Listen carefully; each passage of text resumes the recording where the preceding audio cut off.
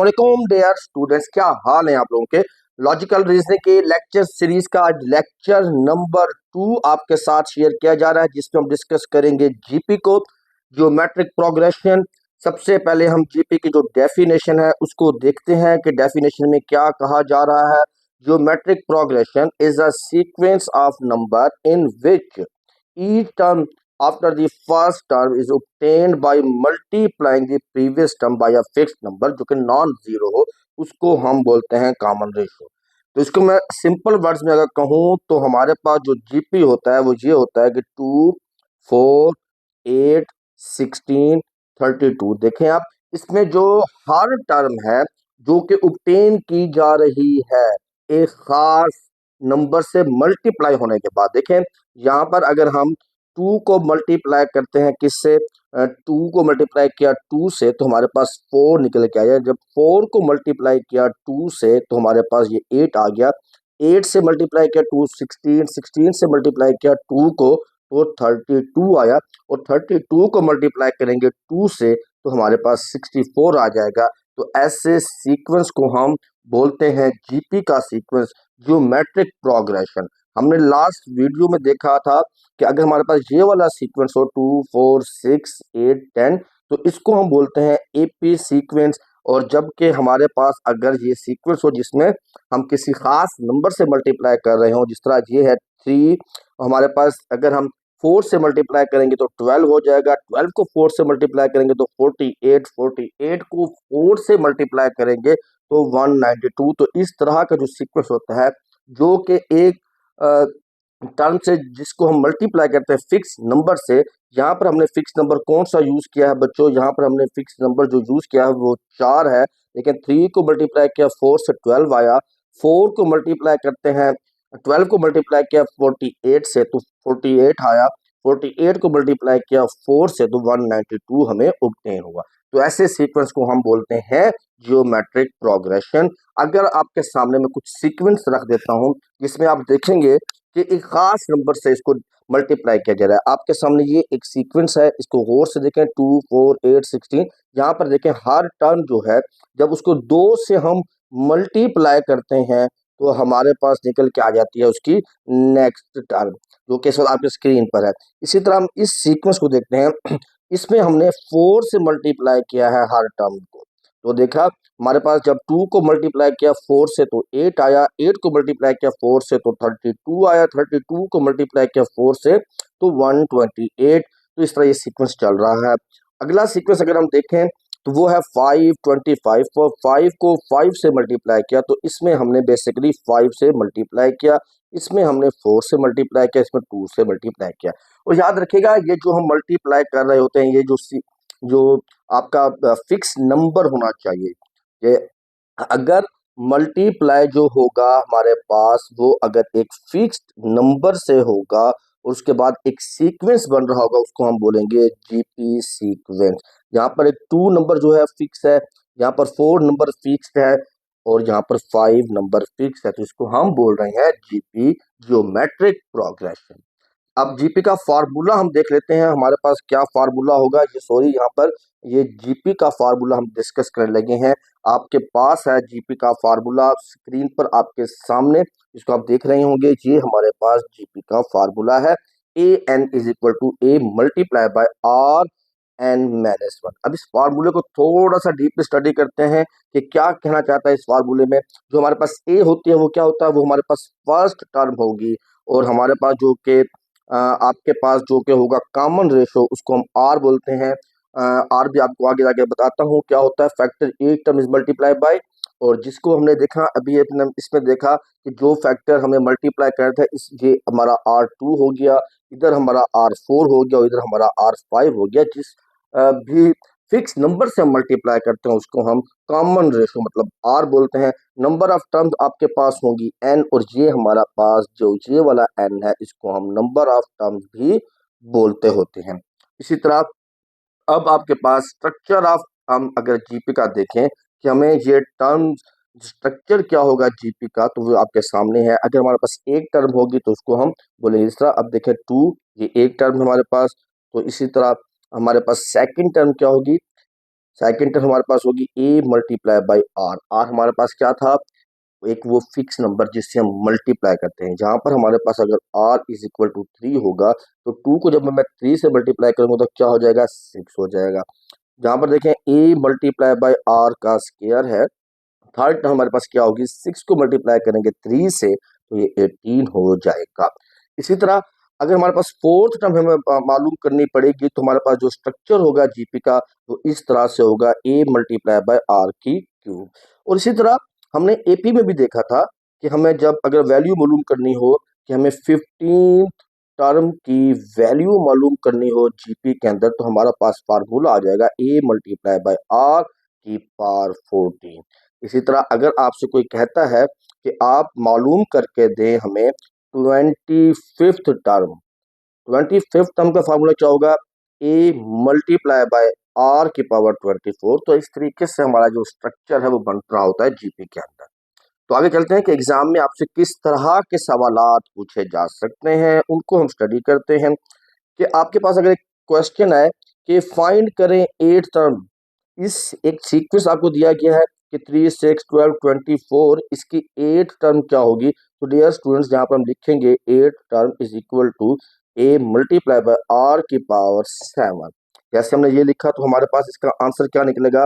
अगर हम आर हमारे पास क्या है यहाँ पर देखें, आर सिंपली निकालना है आपने, देख लेना है कि जो आपकी लास्ट टर्म होगी उसको डिवाइड कर देना है उसकी प्रीवियस टर्म से। लास्ट टर्म को जब हम डिवाइड करेंगे किससे, प्रीवियस टर्म से, तो हमारे पास निकल के आ जाएगा उसके आर। तो आर को हमने कैसे फाइंड करना है डियर स्टूडेंट्स, आर को हमें फाइंड करना है 24 डिवाइडेड बाई 12। तो हमारे पास आर निकल गया है कितना, 2। इसी तरह जब हम 12 को 6 से डिवाइड करेंगे, 12 डिवाइडेड बाई 6, तो हमारे पास 2 आया। तो हमने सिंपली ये कहा कि जब हम एक टर्म, कोई भी एक टर्म होगी उसको हम प्रीवियस टर्म से डिवाइड कर देंगे तो हमारे पास आर मतलब कॉमन रेशो आ जाएगी। और जब जैसे कि हमने एपी के अंदर देखते थे जब हम माइनस करते थे दो टर्म्स को तो हमारे पास कॉमन डिफरेंस आता था। और जीपी में हमारे पास क्या आता है, जब हम एक लास्ट टर्म को प्रीवियस टर्म से डिवाइड कर देते हैं। जहां पर देखो 6 को डिवाइड किया 3 से तो हमारे पास 2 आया, तो इसको हम बोलते हैं common ratio, R is equal to 2 के। तो हमने ये देखा कि इस जो फाइंड हमने ए टर्म करनी है इसका हमारे पास ए क्या होगा, ए हमारे पास होगा 3 फर्स्ट वैल्यू, और हमारे पास आर इसका क्या होगा बच्चों, आर हमारे पास होगा 2 के। अब हमने ए टर्म फाइंड करनी है, A 8 is equal to A multiply by R की पावर 7। तो अब हम 2 की जो पावर है वो 7 लेते हैं तो हमारे पास क्या आता है, 2 की पावर 4 होगी 16, 5 की 32, 64, 1 2 8। तो हम यहाँ पर 128 को मल्टीप्लाई कर देंगे किससे, ए से 3 से, तो हमारे पास निकल के आ जाएगा 384। तो हमारे पास ये 384 इसकी 8 टर्म निकल कर आ जाएगी। अगर हम इसी को अगर कॉन्टिन्यूसली लिखें 24 को मल्टीप्लाई करेंगे 3 से तो हमारे पास क्या आ जाएगा 72। 72 को मल्टीप्लाई करेंगे 3 से तो हमारे पास क्या आ जाएगा प्यारे स्टूडेंट्स, 6 2। तो ये देखिए हर टर्म जो है वो किससे मल्टीप्लाई हो रही है, आर हमारे पास 2 है, इसमें आर हमारे पास 2 होगा तो हमें इसको मल्टीप्लाई 2 से करना है। 24 की जगह पे हमारे पास क्या आ जाएगा 48, 96, 192 और 384। देखें ये हमारे पास पहली term, second, third, fourth, fifth, six, ये सेवंथ है और ये हमारे पास 8 टर्म 384 है। एक मरतबा फिर आपको दिखा देता हूँ हमने 8 टर्म कैसे फाइंड आउट करनी है। हम लिखेंगे A8 is equal to A multiply by करेंगे किससे, आर, और जहां पे हमने अगर 8 लिखा है तो उसका फार्मूला 7 हो जाएगा। जैसे कि इस फार्मूले हम देख रहे हैं n-1 तो 7 डायरेक्ट हम लिख सकते हैं। तो हमने इसको फाइंड आउट किया, 2 के पावर 7 किया तो हमारे पास निकल के आया 384 इसका आंसर। तो इसी तरह अगला क्वेश्चन है वो आप लोगों की एक्टिविटी के लिए है, इसको भी हम देख लेते हैं। यहाँ पर क्या है, सबसे पहले आपने देखना है इसकी a इज इक्वल टू कितना है 3 है। अब यहाँ पर हमने r फाइंड करना है, 27 को 9 से डिवाइड करेंगे तो हमारे पास r निकल के आया 3, तो हमारे पास r हम बोलेंगे 3 है। अब हमने क्या फाइंड करना है 6 टर्म, a 6 लिखेंगे, a की power r, a multiply by r, r की पावर कितनी हो जाएगी 5 के। अब हमने क्या करना है, 3 × 3 करना है, 3 9 27 81 और 81 को मल्टीप्लाई करेंगे 3 से तो 243 हमारे पास ये आ जाएगा। तो हम ये कह सकते हैं 3 × 243, तो ये बन जाएगा आपके पास 729। तो आपके पास जो 6th टर्म निकल के आएगी इस सीरीज की, जो हमने फाइंड आउट करनी थी, वो कितनी होगी बच्चों, 729। बिल्कुल सिंपल है, आप लोगों ने परेशान नहीं होना, सिंपल तरीके से इसको कैलकुलेट कर सकेंगे। आगे चलते हैं तो मजीद देखते हैं हम कि हमारे पास एग्जाम में किस तरीके से क्वेश्चन पूछा जा सकता है। आपसे पूछा जा सकता है कि आपने स्पेसिफिक आपका एक ग्रुप होगा जिसमें आपने फाइंड आउट करनी है कॉमन रेशो। आप लोगों ने आर को कैसे फाइंड करना होगा। अगर हमारे पास इस तरह का एक सीक्वेंस होगा तो हमने इसमें से पहले आर को फाइंड करना है। आर को हम कैसे फाइंड करेंगे, हम किसी भी एक टर्म को लेंगे, इस टर्म को ले लें या इस टर्म को लें या इस टर्म को लें और उसको डिवाइड कर देना उसकी प्रीवियस टर्म से। समझ में आई बात। तो अब हम इस टर्म को अगर हम ले लेते हैं 90 को, तो इसकी प्रीवियस टर्म क्या होगी, 90 को लिया, इसको डिवाइड किससे करना है, इसकी प्रीवियस टर्म से, तो 30 से डिवाइड कर दिया, तो हमारे पास क्या आया, r इक्वल टू 3 के। इसी तरह अगर मैं 270 को ले लेता और मल्टी डिवाइड किससे करता, फिर 90 से, 270 की प्रीवियस टर्म क्या है, 90 की, 90 है, तो 9093, तो r इज इक्वल टू 3। आपने देखा इस क्वेश्चन में जो r है हमारे पास वो किसके बराबर आ रहा है, r इज इक्वल टू 3 के। अगर मजीद आपसे वो ये भी पूछ सकता है कि इसमें हमें जो है आर फाइंड कर लिया है, अब अगले क्वेश्चन में आपसे पूछा जा सकता है कि ए कैसे फाइंड आउट करेंगे। तो अब हम कॉमन रेशियो हमने फाइंड कर लिया, अब हमसे जो है कॉमन रेशियो इस तरीके से भी फाइंड किया जा सकता है। ये क्वेश्चन देखिए, आप लोग एक और प्रैक्टिस क्वेश्चन करेंगे तो आपको कंसेप्ट क्लियर हो जाएगा। एक क्वेश्चन है, in a GP the third term is 27, मतलब A3 हमारे पास क्या है, 27 के है। द सिक्स टर्म मतलब A6 हमारे पास है 729 के। अब वो कहता है इसका आर हमें फाइंड करके दे। देखें डियर स्टूडेंट्स, एपी में भी हम शॉर्टकट ट्रिक यूज करते थे, तो यहाँ पर भी शॉर्टकट ट्रिक यूज करेंगे। जो सबसे बड़ी वैल्यू उसको ऊपर लिखेंगे 729, डिवाइड कर देंगे छोटी वैल्यू से। अब इसका लेंगे ब्रैकेट और इसका जो पावर है, देखें हमारे पास एपी में क्या होता है, A3 किसके बराबर है, A3 आपको पता है हमारे पास A इंटू आर की पावर 2 से हमारे पास है। तो अब हमारे पास हमने ये लिखा 729, इसका फार्मूला हम ये लिख रहे हैं, 1 को डिवाइड करेंगे किससे, 1 डिवाइडेड बाय जो उनकी पावर है, इसकी पावर क्या है 6 है, माइनस करेंगे 3 से। ये इस तरह से आप अगर आप लोग लिख लेंगे तो आप लोग इजीली कॉमन रेशियो निकाल सकेंगे। 27 को हम 9 से अगर डिवाइड करेंगे तो 3 आ जाएगा, 9 8 और 81 3 27, तो हमारे पास क्या आ जाएगा 27 और ये हो जाएगा 1/3 के। तो 27 1/3 को हम कैसे, हम क्या इस तरह से लिख सकते हैं, 27 को 3 का स्क्वायर इंटू 1/3, 3 से ये 3 गया तो हमारे पास R3 निकल कर आया। इसी क्वेश्चन को मैं दोबारा से आपको एक्सप्लेन कर देता हूँ, मैंने यहाँ पर कौन से स्टेप्स किए। तो डियर स्टूडेंट्स याद रखिएगा, जब इस तरह के दो वैल्यू आपको दी गई होगी कि A3 is equal to 27, A6 is equal to 729, तो आपने क्या करना है, बड़ी वैल्यू 729 है उसको डिवाइड कर देना है छोटी वैल्यू 27 से। अब यहाँ पर जो भी पावर यूज की गई हैं, जो भी वैल्यू यूज की गई है, A6 है A3 है, हम 1 डिवाइडेड बाई 6 माइनस 3 कर देंगे। सिंपल इस तरीके से करेंगे तो आपके पास आ जाएगा 729 डिवाइडेड बाई 27 और पावर हमारे पास क्या आ जाएगी 1/3 के 27। इसका यहाँ पर आंसर आ जाएगा 27। और इस 27 को हम इस तरह भी लिख सकते थे, 27 की पावर 1/3 है, तो 3 की पावर हमारे पास 3 1/3 हो जाएगा, 3 से 3 कटेगा तो हमारे पास रेशियो आ जाएगी 3 की। सिंपली आपने देखा हम इस तरीके से कैलकुलेट कर सकते हैं। हमें अगर इसी तरह कोई और वैल्यू दी गई हो, जिस तरीके से आपको कहूँ कि A4 हमारे पास हो, अगर हमारे पास 16 के हो, अगर A4 हमारे पास हो 16 के और A7 हमारे पास हो किसके 128 के, तो हमें यहाँ पर R फाइंड कैसे करना होगा।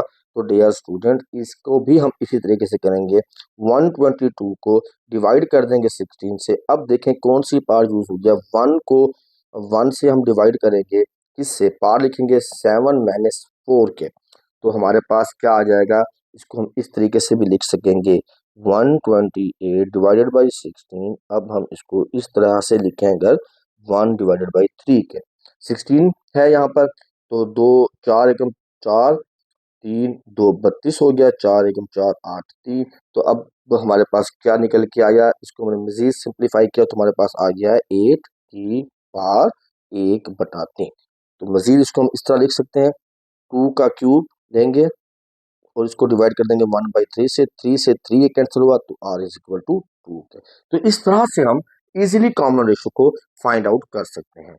नेक्स्ट आपसे एग्जाम में पूछा जा सकता है, कोई भी क्वेश्चन आपको दिया हुआ होगा और आपसे कहा जाएगा कि आपने क्या फाइंड करना है, आपने a फाइंड करना है। तो अब आप लोग इस सूरत में a कैसे फाइंड करेंगे, देखें फोर्थ टर्म आपसे कही गई है, क्या है fourth term, a4 is equal to 54 के, और आर भी हमें दे दिया गया हो कितना क्या है 3 के। अब हमने फाइंड आउट करना है ए को। तो देखें जब आपके पास इस तरह से होगा तो आप लोगों ने सबसे पहले ए कैसे फाइंड करना है, A4 हमारे पास जो होता है वो क्या है, इसके इक्वल होता है a प्लस आर की पावर 3 होता है, बिल्कुल होता है हमारे पास। A4 हमारे पास क्या है 54 है, और a मल्टीप्लाई बाय आर का क्यूब, बिल्कुल ठीक। आर की वैल्यू क्या है 3 है, तो हम इसको इस तरीके से लिख सकते हैं 54 is equal to a multiply by R, हमारे पास कितना था 3, 3 का क्यूब लिख लेंगे।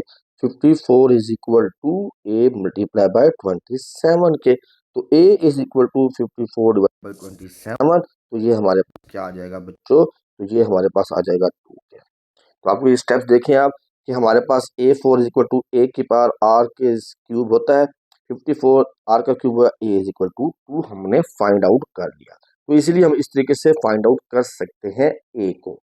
अब हमारे पास एक क्वेश्चन है, इसको हम सॉल्व करते हैं ताकि आपको बेहतर तरीके से मजीद कंसेप्ट क्लियर हो। Find the six term of a GP 3 6 12 हो। अगर हमें एक कोई जीपी की 3 वैल्यू दी गई है, 3 टर्म्स दी गई है और कहा जाता है कि 6 टर्म को मालूम करना है, तो हमारे पास इस क्वेश्चन को कैसे करेंगे, ए हमारे पास क्या है 3 है, आर हमारे पास क्या होगा 12 डिवाइडेड बाई 6 कितना आ जाएगा 2, 6 डिवाइडेड बाई 3 कितना आ जाएगा 2, तो आर को हम कह सकते हैं 2 के। अब हमें ए 6 की वैल्यू फाइंड करनी है, फार्मूला क्या होगा ए मल्टीप्लाई बाय आर की पावर 5, बिल्कुल। तो हमने ए 6 को लिखा, ए हमारे पास क्या है 3 है, मल्टीप्लाई किया, आर हमारे पास कितना है 2 है, इसकी पावर 5 करेंगे तो कितना हो जाएगा, ये 2 की पावर 5 करेंगे तो 32 हो जाएगा, 3 के, तो ये हमारे पास कितना निकल के आया 96 के। तो हमने इजीली 6 टर्म भी जीपी के अंदर फाइंड आउट कर ली जो कि 96 बनी।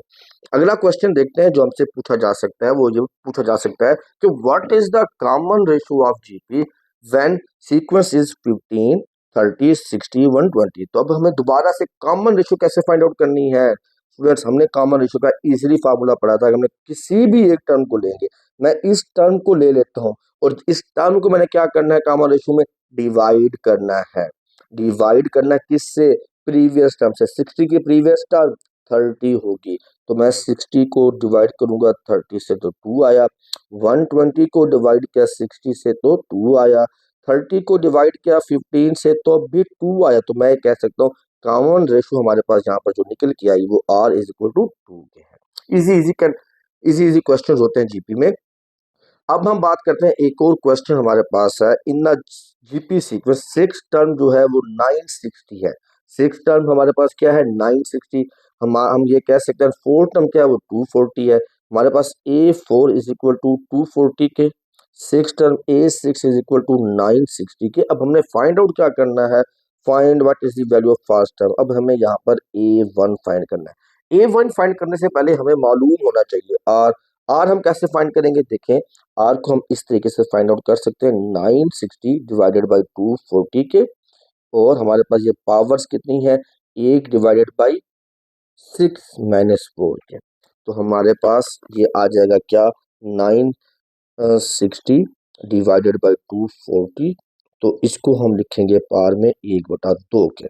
अब हम इसको देखें 0 से 0 कैंसिल हुआ, 4 24 से कम 24 24 4 96 हमारे पास, तो ये हमारे पास क्या आया 4 और 1 की पावर 2 हो गई। तो हम इजीली कह सकते हैं जब हमारे पास इस तरह से 4 की पावर 1/2 होगी तो हम इसको 2 1/2 लिख सकते हैं। 2 से 2 कैंसिल हो जाएगा, 2 हमारे पास बच जाएगा। तो हमने ये कहा हमारे पास जो r है वो किसके बराबर है, r हमारे पास इस क्वेश्चन में है 2 के बराबर।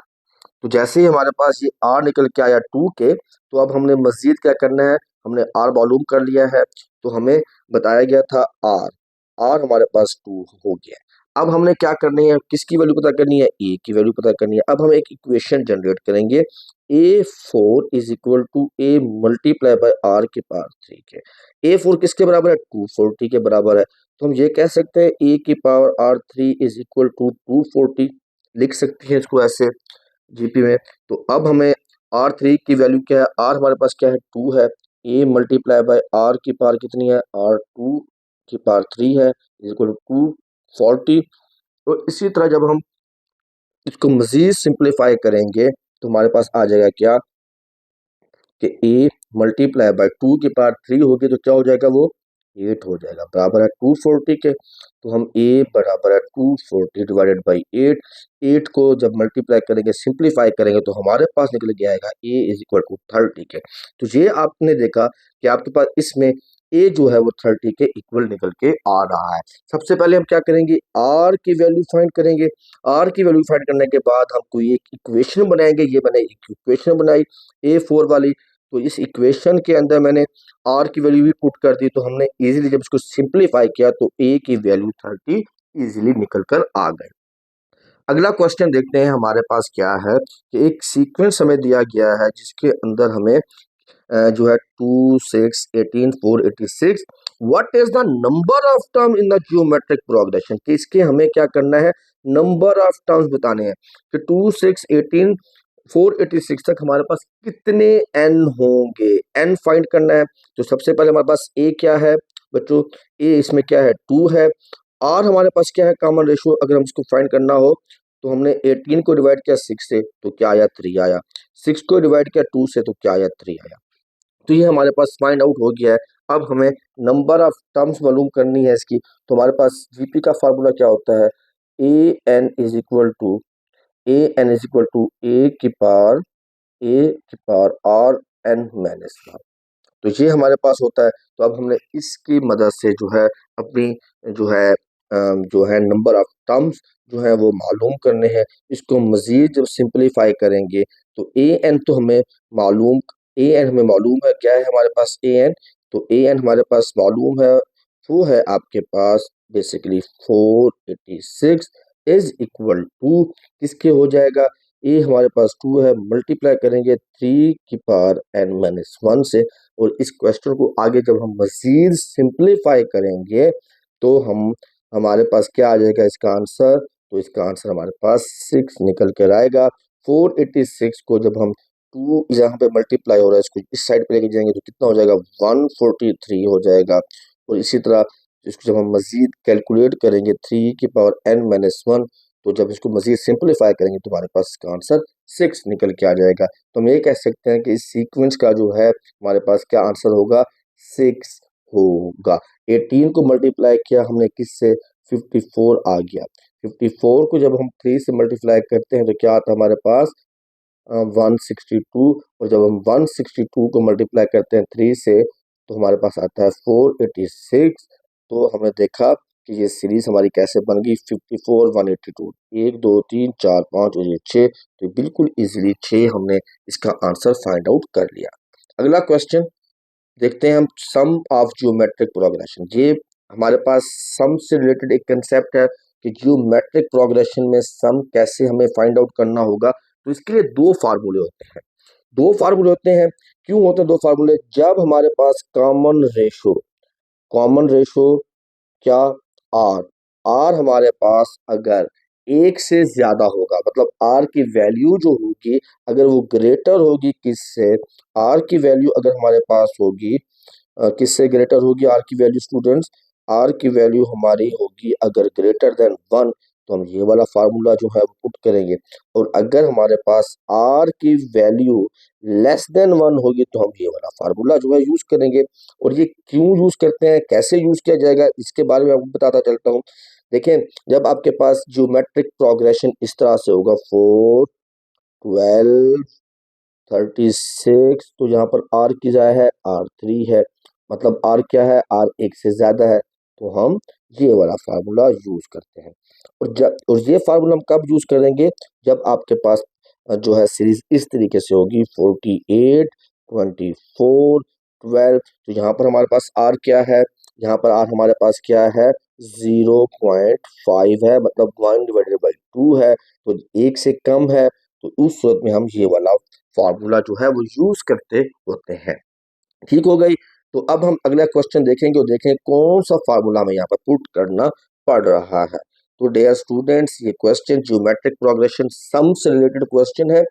एक फर्स्ट टर्म क्या है हमारे पास, a इज इक्वल टू 2 है, r इज इक्वल टू 3 है। What is the sum of first four terms तक का हमें जो है वो फाइंड आउट करना है सम। तो फार्मूला आपके सामने है, हम अगर वैल्यू पुट कर दें तो a की वैल्यू क्या है, 2 हो गई, इसको ब्रैकेट में लिखेंगे। r के पार हमारे पास क्या है, r हमारे पास क्या है, 3 है।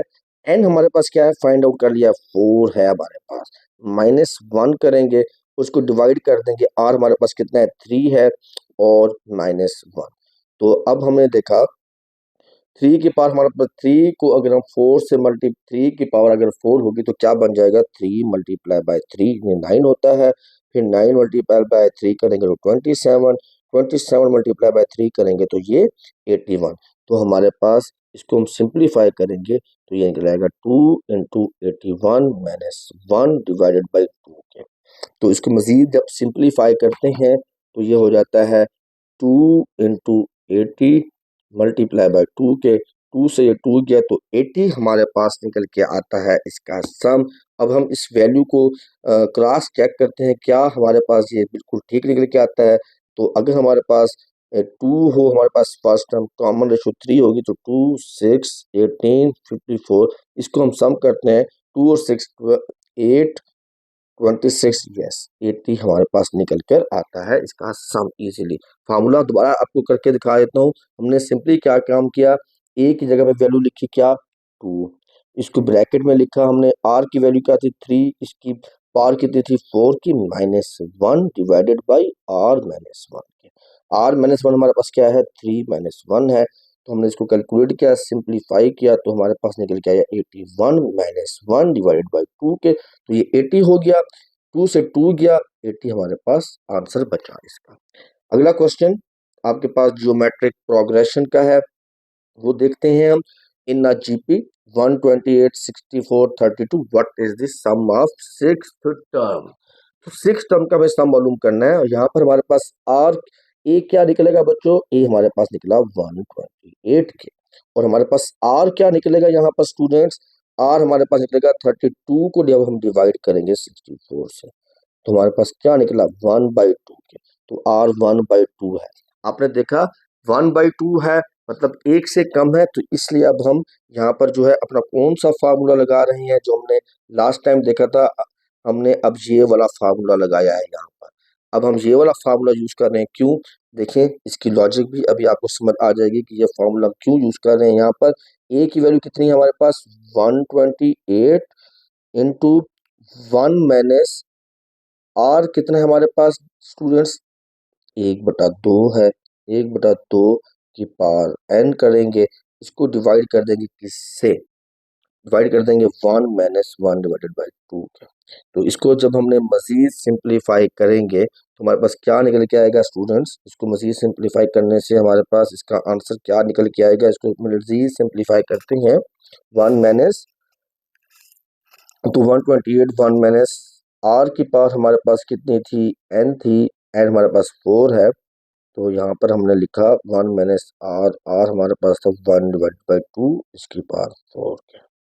ठीक है, तो इसको हम मजीद सिंप्लीफाई करते हैं, 1 माइनस 1/2 तो 0.5 हो जाएगा, 128 इंटू 1 माइनस जो है 0.5, इसकी पावर कितनी है, 4 के, और लिखेंगे हम यहाँ पर 1 माइनस 0.5 के। तो 0.5 को जब हम 4 इसकी पावर लेंगे, 0.5 को जब हम डबल करेंगे तो 1 हो जाएगा।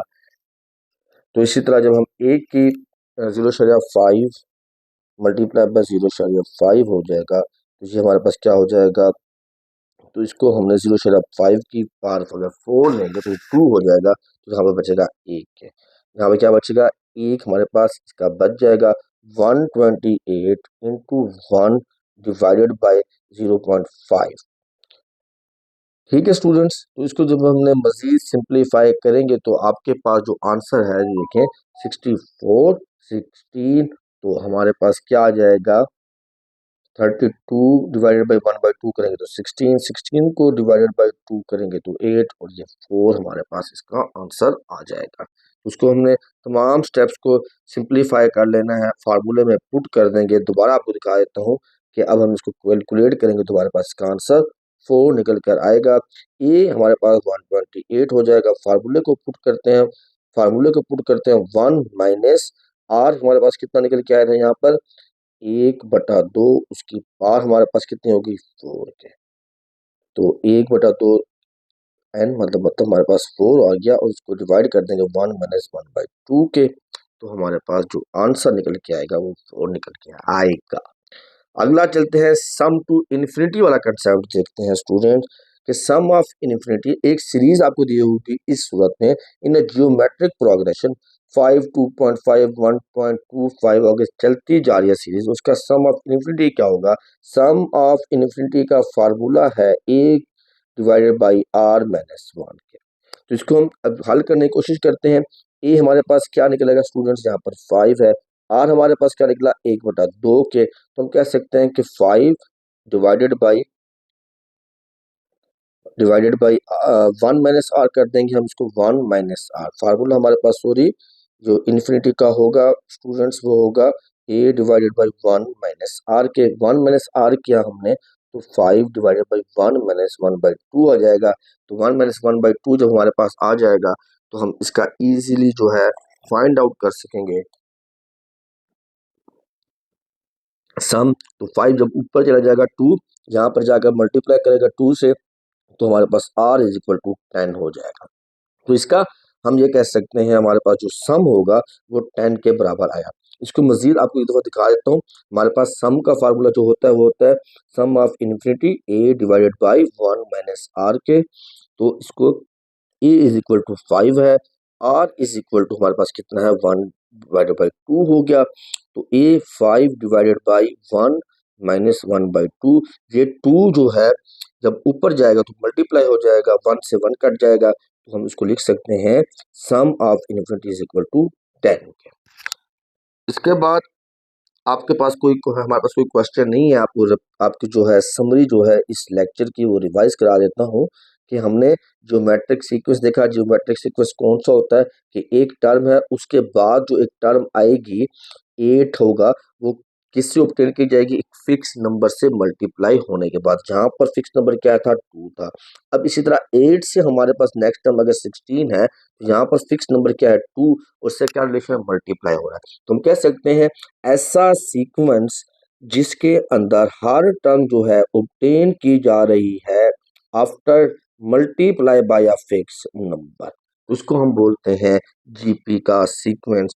और आपने यहाँ पर फाइंड आउट करने सीखा था कि हमने किस तरह से फाइंड आउट किया।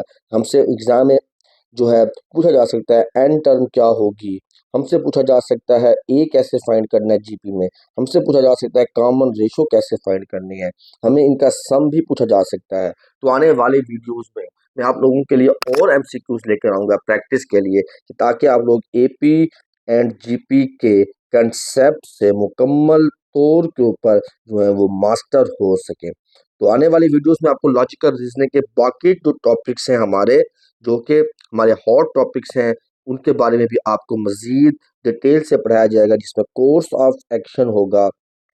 इसके बाद आपको पढ़ाया जाएगा लॉजिकल डिडक्शन। इसके बाद आपको क्रिटिकल थिंकिंग भी, तमाम जो टॉपिक्स हैं हमारे लॉजिकल रीजनिंग के, वो आपको ज़रूर यहाँ पर कवर किए जाएंगे। At the end of the lecture series में आप लोग कैपेबल हो जाएंगे कि आप लोग इजीली जो है 9/9 मार्क्स जो है लॉजिकल रीजनिंग में सिक्योर कर सकेंगे इंशाल्लाह। ठीक है, तो जुड़े रहिए मेरे चैनल से, रखिएगा अपना बहुत सारा ख्याल। मिलते हैं हम नेक्स्ट वीडियो में। एक नई अपडेट के साथ, नए लेक्चर के साथ। अल्लाह हाफिज।